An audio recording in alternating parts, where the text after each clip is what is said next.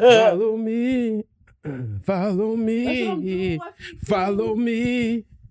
Follow me. Follow me.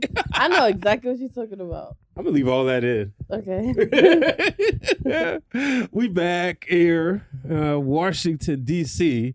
It's the first time we did... wrestling. Well, yeah, that was why we was here. But you know us. We like content. It was so funny. Shout out to Justin, our good brother. I love Justin. Yeah, always. That's Got to hug him. Yeah, Justin is one of the people. Like people who usually give daps. When I see my brother, it's like no. I just always have to give him the biggest hug ever. He got me. He through gives the some best tough hugs. times. He's the best person ever. Yeah. But one of the things, we here in Washington, D.C., like you said, Valentine's Day weekend. So I can't wait to get into a lot of stuff. But before we get into all that, one of the things I got to talk to you about, because I know you're relieved, Jayz. Thank you, Jesus. Thank you. I've been waiting for his lawyers to do what they got to do to get these ridiculous charges dismissed because it was stressful for me. Yeah. As a Jayz fan, as probably the biggest Jayz fan ever when it comes to just like emotional attachment and investment in him, because I grew up listening to him. He is a role model of mine. I aspire a lot of things in my life and career I aspire to be because of Jayz's songs and lyrics and everything that he stands for. So it was very hard to see him going through this and disappointing at what could be, what could have happened. But I'm so glad that all of this is all behind us. Yeah, I was sitting there. Now, I told you before, like I had a love-hate relationship. It's the hate-love because shout out to Michael, my god brother. He can make you like really dislike somebody. Like I don't like Paul Pierce to this day. Well, Paul Pierce is also annoying. I think he's overrated. He was good basketball player, good legend, but he's not top 10. That's what I mean. But Michael's like Paul Pierce this, Paul Pierce that. Now imagine that when we're like 10 and 13, Izzo's just came out and Michael just constantly driving that in my head. But then it was like somehow, somewhere it flipped. On that same album. So I went from I like Jayz, like Can I Get Her and Hard Knock Life, but that Izzo was so annoying because they played it everywhere. Yeah, and then you playing it all the time. Radio, be a you, pronouns, pal. And then you got your god brother who's annoying, constantly drilling this. But then I got the album, I think, shout out to the bootleggers. I got the album. And, I mean, I bought the Baltimore. Real one. Huh?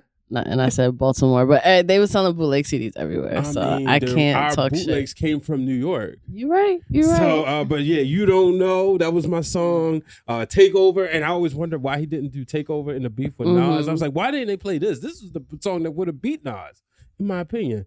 Wasn't it? Well, it was also at Mobb Deep also. So he created true. Super Ugly. But, I became a huge Jayz fan. And I always enjoyed his music. Hated the wrestling retirements that he did. Felt like I think that's what kind of turned me off to music around that time because Jay was gone.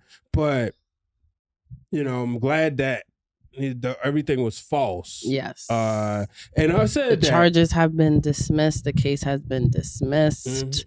And I read somewhere how much money Jayz potentially lost in contracts and stuff because he's a business man. So my teacher there's used to say constant. Oh, really? Yeah, because he started saying. Yeah, there's always business deals in the works with him. So we may not have seen all of the damage that those accusations in those court cases have done yet. But I had hope because the NFL don't play that. Yeah. They don't play that when it comes to their image, when it comes to people and their reputations and things like that. So I always was like, if the NFL stuck by him, he was still very visible during the Super Bowl. NFL posted him and his family on their social media platforms. I always felt like if there was any danger that any of that might be true, NFL would have been one of the first people to leave his side, and they didn't. So that's what was good, and I'm glad he was cleared. I'm glad that and I just hope nothing like that. Obviously, hindsight, you can't go back and change the past, but I hope the past does not include him Wayne or any other rappers that we don't need to see any more of our black men, who we thought were our black heroes. Going down and finding out crazy shit that they did in their past and seeing them taken down. It's very traumatizing. A lot of my faves are, dropping like flies. And we've talked about Diddy and, me having to explain to my British coworkers what Diddy meant to the culture back in the day, like how heartbreaking it is. We always no one's perfect. But you don't want to learn that they're doing the wild shit that like him and Bill Cosby were doing. You know what I mean? Like, it's just very unfortunate. We need our black leaders right now. He was on video. And that's the thing I always say. I learned this through the Ray Rice situation. The video always makes a difference because you see a lot of like other athletes. You read about it in text. You read about it. Videos always make a difference. But we got a few things to talk about coming up after the intro.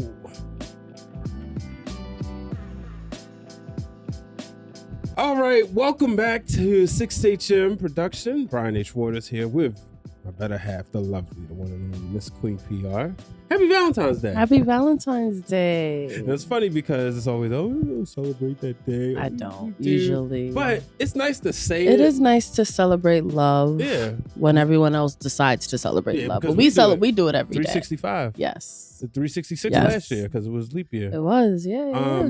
But you talked about the NFL. You talked about they don't play that. Let's go right into something the NFL did play last week. They ain't gonna that favorite song. I know y'all like to sue. Wow. He says something like that. All right. I've been waiting for this. I've heard a little bit of it. Kendrick Lamar. We heard a little bit of it on Spotted, where WWE meets pop culture, which you can find on every Monday night, Those Wrestling Girls YouTube channel. But I want to give you the floor because I've watched it. I'm just going to Super Bowl halftime shows. I watch them, but I'm also like, okay, because I'm usually watching the game unless it's like last year where I was really traumatized. Because it's one thing to lose in the playoffs, but when you lose the game before the Super Bowl, it's always the thing where the closer you get, the harder it falls.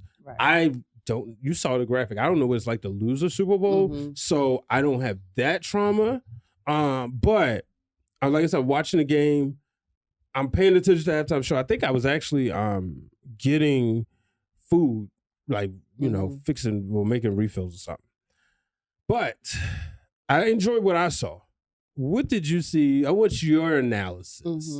I was just looking for one thing. All right, he's gonna do They Not Like Us. Cool, got that. I got Humble. Two of the songs I like, and Squabble Up. Yes. So what was your thoughts?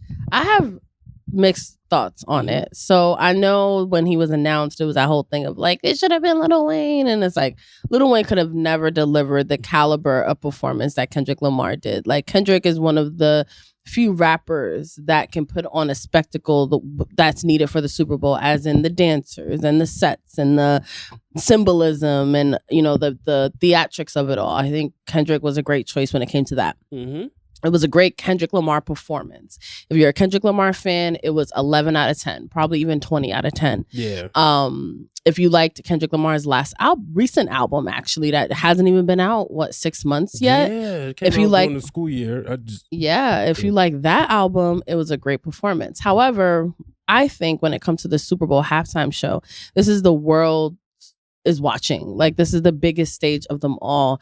And this is when artists tend to perform a medley of their hits, the songs that the world knows. And Kendrick does have a couple that the world knows. All Right, Loyalty with Rihanna, To Pimp a Butterfly. Like, there's a lot of songs that he could have chosen that the world would have been more familiar with. He decided to go more with the new album. Not everyone has listened to it. So I don't think it connected with everyone, but it wasn't supposed to. Yeah. So I do wish he performed more singles. But then on the other flip side of that, the messages that were shared through his clothes, through his dancers' clothes, through the sets, through having Uncle Sam, that was cool. Samuel L. Jackson being a part of it, Serena Williams, Kurt walking in it. Like, all of those things were really dope, really memorable. It's already the most watched halftime show of all time. A lot of that is due to Tubi. But I mean, if you if you could watch it for free on a fucking subscription service that already has millions of subscribers, like you're gonna add that viewership as well. So that was really smart on the Super Bowl's part. But I do think it could have been better as far as singles and just like reach. But all in all, it was a fantastic Kendrick Lamar performance. All right, a couple things right there. Let me chat you up. One of the things that, like, you're talking, I talked to my cousin, right? Now, my cousin Wayne, shout out to him, Shane Wayne Blogs, he's a Drake fan. And he's one of those, like, no, it's still... Like, I'm still a Drake fan, too. He won't, you know, and we talked about it, but also, he's a Mike fan.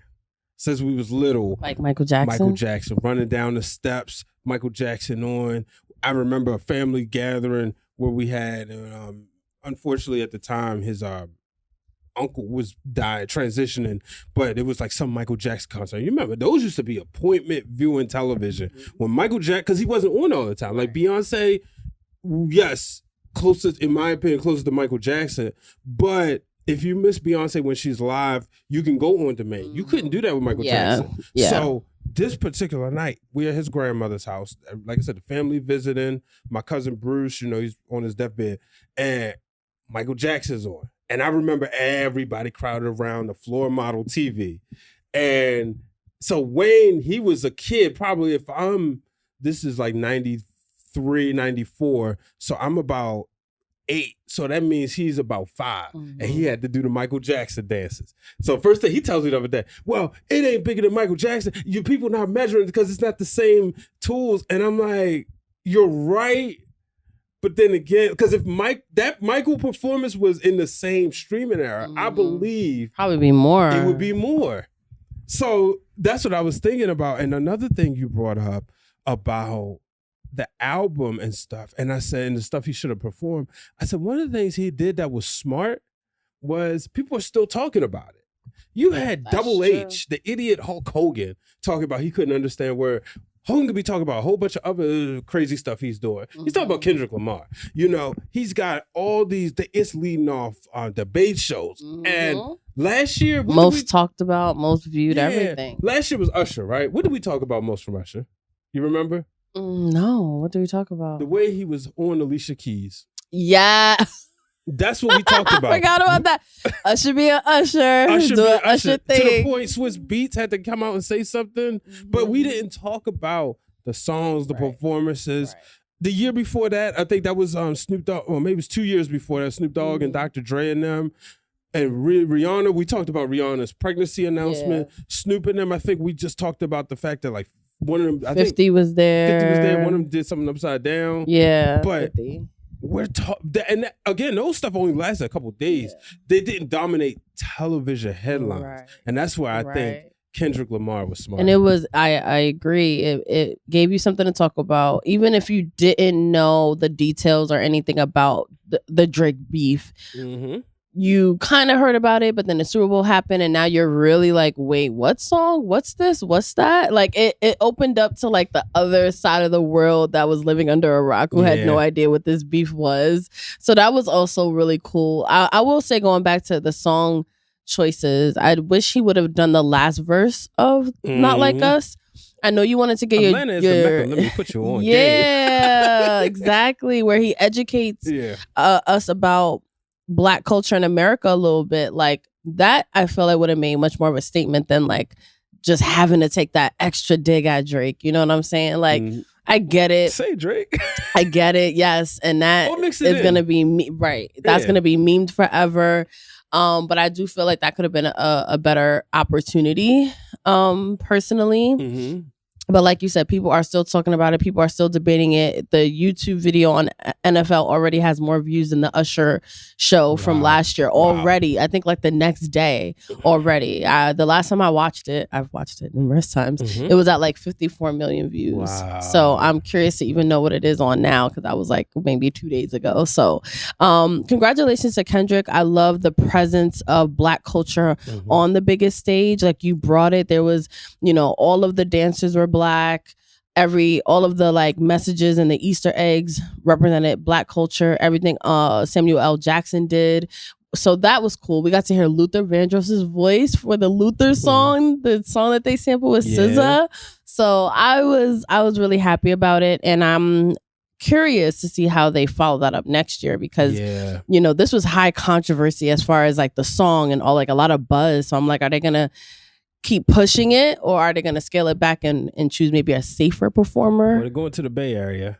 So you never know. San Francisco. Yeah. So will they pick a Bay Area legend? I mean, we don't want to cause an uproar, you know what I mean? So who knows? Well, I want to stick with the Super Bowl, but something funny I found. I want to know, just touch on this real quick. So I found this video, I was scrolling, and Michelle from Destiny's Child, she was talking about the group chat with her, Kelly, and Beyonce. Ooh. And one of the things, and I'm just gonna ask you your guess. One of the things is like, because the conversation was as long as I wished it would be, because I was like, oh, this could be real good content, especially with you. But who do you think is the most talkative out of the three of them? That's funny. That's a great question. Like, who's blowing up the group chat the most? For some reason, I want to say it's Beyonce, just because there's not a lot of people she could be herself around. Okay. And these are like her two, like, people she kind of grew up with in a way, and especially Kelly. Yeah. So I could see her constantly blowing it up. But then for some reason, also on that same note, I feel like Michelle is just probably Miss Chatty. She said it was Michelle? Okay, I could just see her like... Yeah, I was looking at that and I was like, oh, this is hilarious. And I was that is really funny, actually. Yeah. I've never even thought about that too. Also, can I be in that group chat? Like, can I be a fly on the wall in that group chat? I love it. Man. I love anything that I hear about Beyonce being a normal person. Because sometimes she just feels so like, does she do normal things? And then you're like, yeah, she's in a group chat with her two best friends. The episode of Smart Guy with her on there? Most likely. I don't remember it, though. See, that's like I know I did, but I don't remember. It's one of my favorite episodes because, one, I was jealous of him because he got to talk with Beyonce. And I remember watching it live. Well, when I say, when it premiered, because at this time, I'm starting, this is no Destiny's Child. So they're starting to get on our radar. I'm like, oh my gosh, they all fine. And I remember she was there. Well, I can't think of his name, and it's gonna come to me. But the little kid? No, no, not TJ. The brother, his brother. Simba. Yeah. Okay. He's in what's the show I'm trying to get you to watch next? The one on the Showtime. Oval? No, not that one. The good one. With Lala. Lala's in it also on Showtime. I am drawing blanks tonight. It's based out of Chicago. The Shy? The Shy. Okay. Yeah. The Shy. But yeah, so he's on there too. Yeah, he's really good. And he was talking, he talked about his mother and made him a millionaire. Yeah. Smart. So like they're on what it is him and Mo, who's Omar Gooden. They're trying to get their mixtape out. Oh my God. Right? And it's crazy of what mixtapes will be covered. And he was like, hey man, well you gonna be talking to Beyonce, why don't you like slide it to her? So they're in the kitchen, him and Beyonce, and it seems so crazy now. And she's, a teenager. She was like, sometimes I just want to be a regular person. I just want to eat a peanut butter and jelly sandwich. And she had that country ass accent too. Young Beyonce, she was real Southern.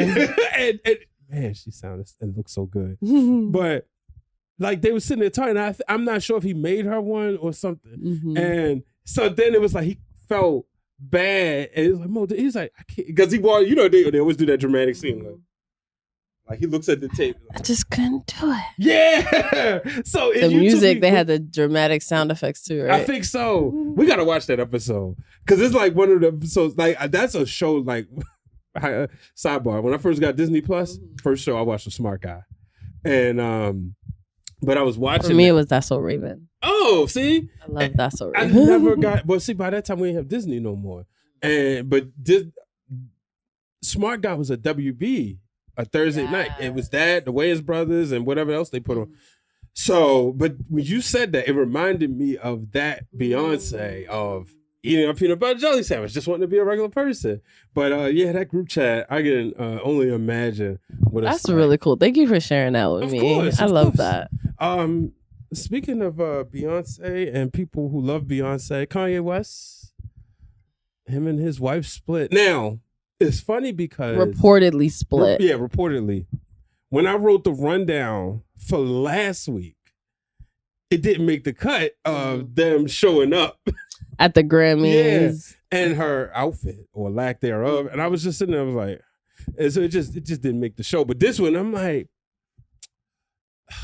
so yeah, they reportedly split. What do you think? So I work at a tabloid and we cover Kanye West's every single move. But Kanye has actually been living in a hotel for the past week. And supposedly both him and Bianca have reached out to divorce attorneys. This isn't the first time that we've heard rumors of them having split or broke up, but I think they've been spotted together since, but I'm not exactly sure. I'm not surprised, honestly.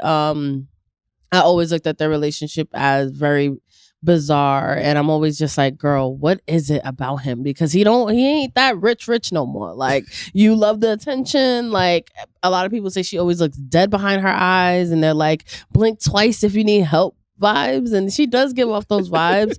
And me and my sister always just joke, like, she has to be doing this for, like, ultimately, hopefully she doesn't sign an NDA because that tell-all book that she's gonna fucking do in a couple years is gonna be worth millions upon millions upon millions of dollars. I also read that in the settlement she'll get $5 million.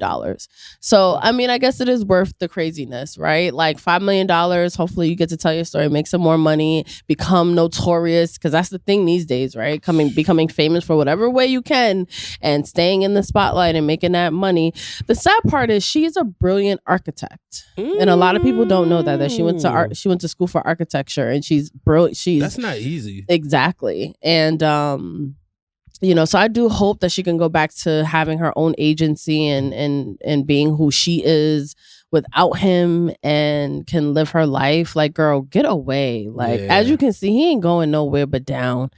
And get off that sinking ship as you can. Because every time it seems like there's a glimmer of hope for Kanye in the past few years of his fucking the longest meltdown of life, he takes 10 steps backwards. So I'm just like, girl, get off that sinking ship and do your thing. Wow. Okay, you have spoken. It's just my thoughts. I love it. I love it. Before we get out of here, so last week I was very happy because my Los Angeles Sparks got Miss Kelsey Plum. And, you know, with her and Cameron Brink and De'Erica Hembry, yeah, we're going to be good. We're going to be good.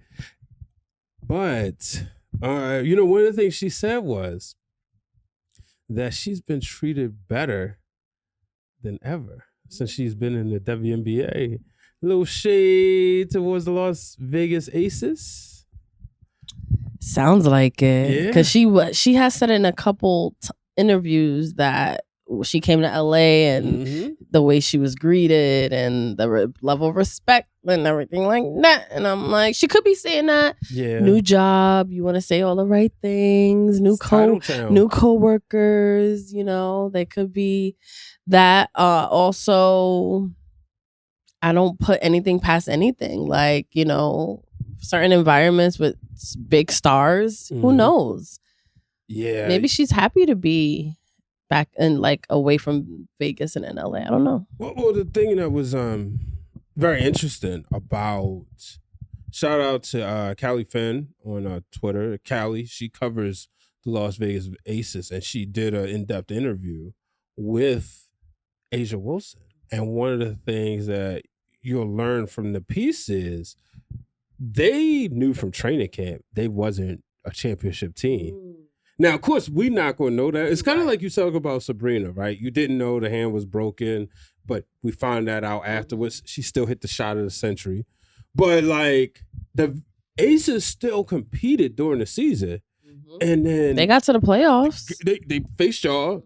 Y'all got the rematch. Y'all got the vibe back. I mean, you went to the regular season game. Y'all won that, I believe. We did not, I don't think. I think y'all won. No, did we? Yeah, y'all won. Okay, because I don't. Game. Oh, because A'ja wasn't playing. Yeah, she was injured. So but see, like, you saw, like, they went back to back. It looked like they was going for the 3P. Looked like they was going to be this dominant team. And like I said, Kelsey's on the team. You know, A'ja, all these ladies, only for them to like only to learn that they wasn't. Even the coach said, no, this is not a three-peat. This is not. Wow. First, they were saying all excuses like, well, it's hard for teams to three-peat in the same time of the Olympics and all that. But nah. Now, Kelsey's over in LA, and I'm excited, but also a lot of trades. Yeah, a lot of them. A lot of things got sugared up. Yeah. Sydney Colson is in Atlanta. Where did she go? Because there's a lot of another Vegas player. Mm-hmm. Oh no, she's with Caitlin Clark. She is with Caitlin Clark. Indiana. Yeah, good call. Yep. Who've been loading up? They been getting stacked. Like, oh my god! When you have a generational player, I think you might be out. Yeah, when you have a generational player, you don't allow. You can't not surround them with pieces. Not only trying to win, but also, the professionalism, things to deal with, prepping her, because there's always the sophomore slump. But man, like I said, I'm excited. This is gonna be fun. Me too. I can't. The summer needs to just hurry up and come. First of all, New York Liberty all the way. Champs, but y'all look like y'all still coasting. What moves y'all making? Don't worry about it. Don't worry about it. Me and Big Ellie, we gonna chat. She gonna let me know.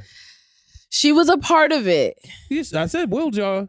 She was a part of it, but I am still very excited for my New York Liberty next year. Okay.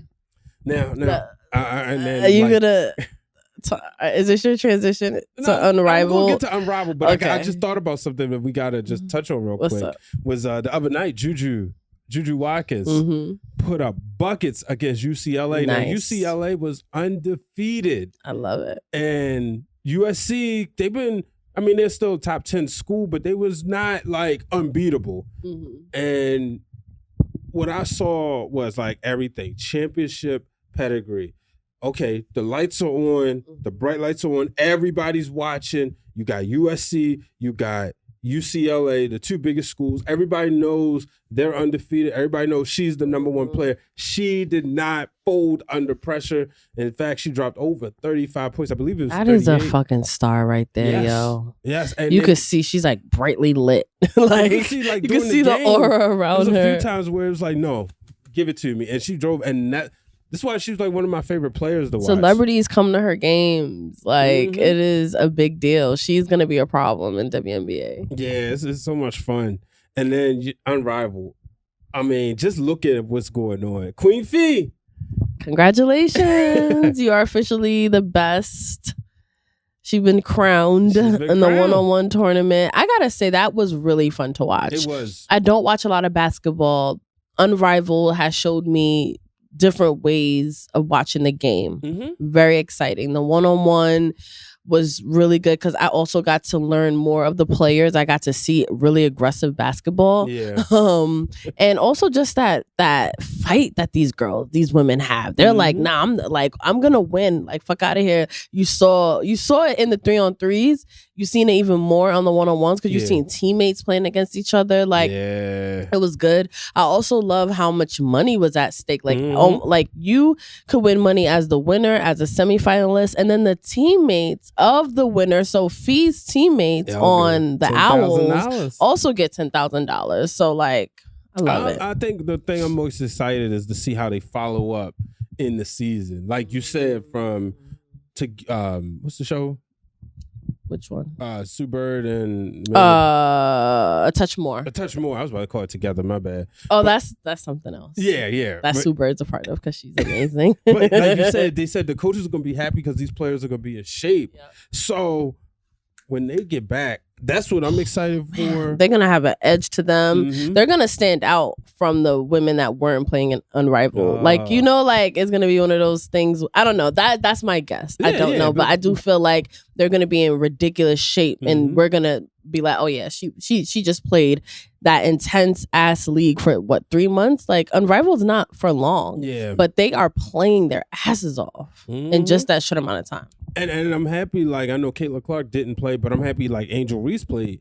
Just being down there as a rookie, well, she's going into a sophomore season, being able to be there amongst the vets being around them, just like I said, watch how they carry themselves as professionals, being able to get lessons. Hey, girl, when because this is a conglomerate. Did you see her McDonald's commercial during the Super Bowl? Yeah, I liked it. Yeah, and then another thing, they're getting more eyes and visibility. So like, we know Angel Reese has a podcast. We know a lot of them do, but she's still putting in that work.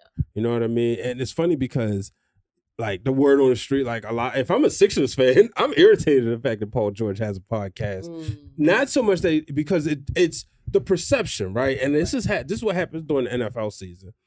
There are people like Michael Parsons who plays for the Dallas Cowboys, right? He get on his podcast. They lose a game. The first thing is people say, see, he's spending more time podcasting. He needed to do. They're not thinking like these players are still out there working. They're still going to have practice and all that stuff. So like they're just making time for a hobby. As they probably should. They open themselves up more. That's true. And like now, like Paul George, the thing is, he got more clips than baskets made. That's crazy. More podcasts, he's got also, you're again opening yourself up for fans to come for you. I personally,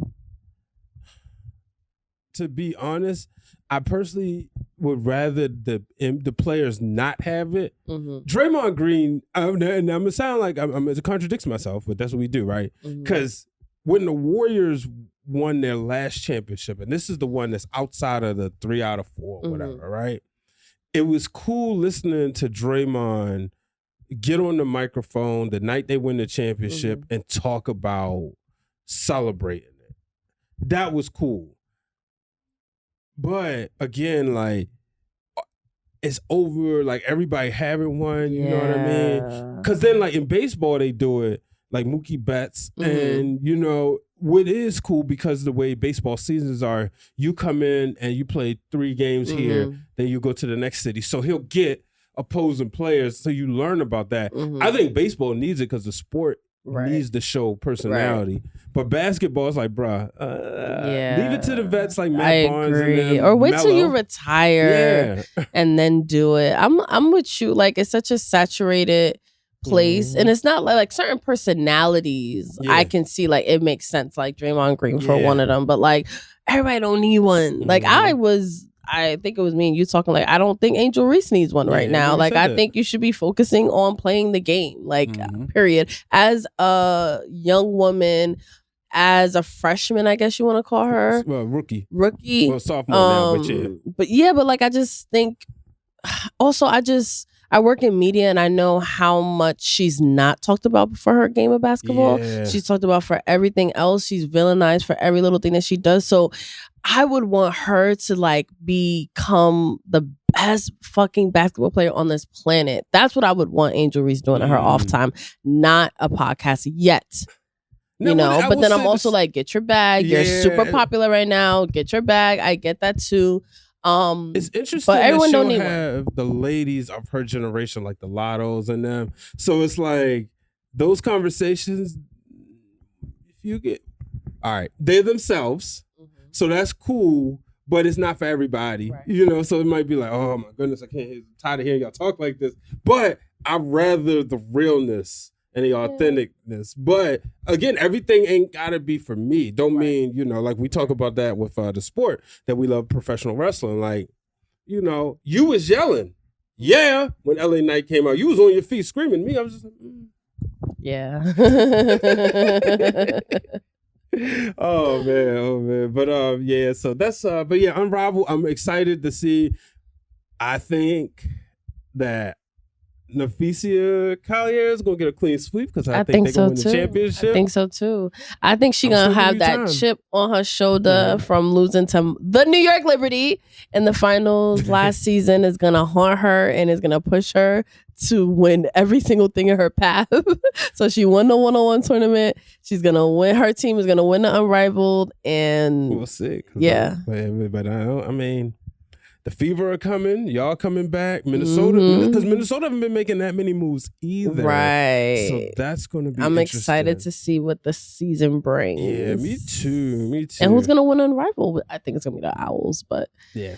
I hope. We'll see. Because it would suck to go like whatever that far, and then she gonna have that chip on her shoulder too. Yep. She really gonna be pissed. Lose her own league. Oof. That's not even talking about the other co-founder of the league. Unrivaled has not been good to her. Ain't that the crazy dynamic? Yeah, like the Miss, I think, is last place. Last she ain't scored no points in the 1-on-1. First round, first game out.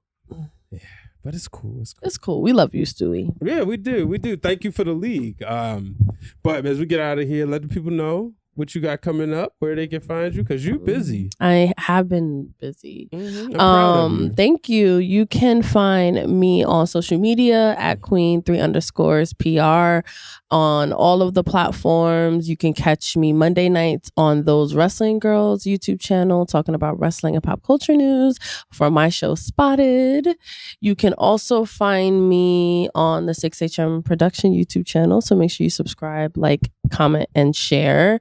What else do I have? Like, follow me. Yeah. It's a lot. Follow me at Brian H. Wars. You're not joining Fanbase. I went to BABJ. Shout out to the Baltimore Association of Black Journalists.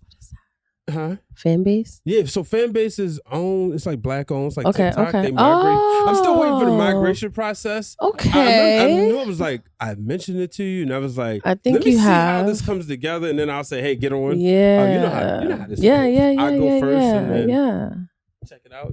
Check. And then you let me know if it's cool. Yeah, because you still ain't started skeeting on Blue Sky. I will ski. I'm there. I'm on there. Yeah. But you get tagged more than you ski. True. That is true. But I'm on Brian H. Waters on TikTok, X, Threads, Instagram. Make sure you catch me this week. Ring of Wrestling Worldwide. Make sure you catch me on the Wrestling Realm Now podcast. And maybe there'll be a Break It Down with Brian H. episode soon this week. I still got to do my Black History Mount Rushmore. My Black Wrestlers Mount Rushmore. I haven't done it yet. I'm still working the list. It's hard. Good luck with that one. Yeah. Well, I put it out there on Threads and X, and people give me some ideas. Oh, okay. But I said blacks, we do it big, so it's going to be 6. Ain't gonna be 4. Oh, love it. Yeah, we need more room than that. I'll give you one person. Bianca Belair. Easy. Yeah, Bianca Belair. But until the next time, folks, do not let anybody place a ceiling above your success. Make sure you get spotted doing the right things. And we'll catch you next week.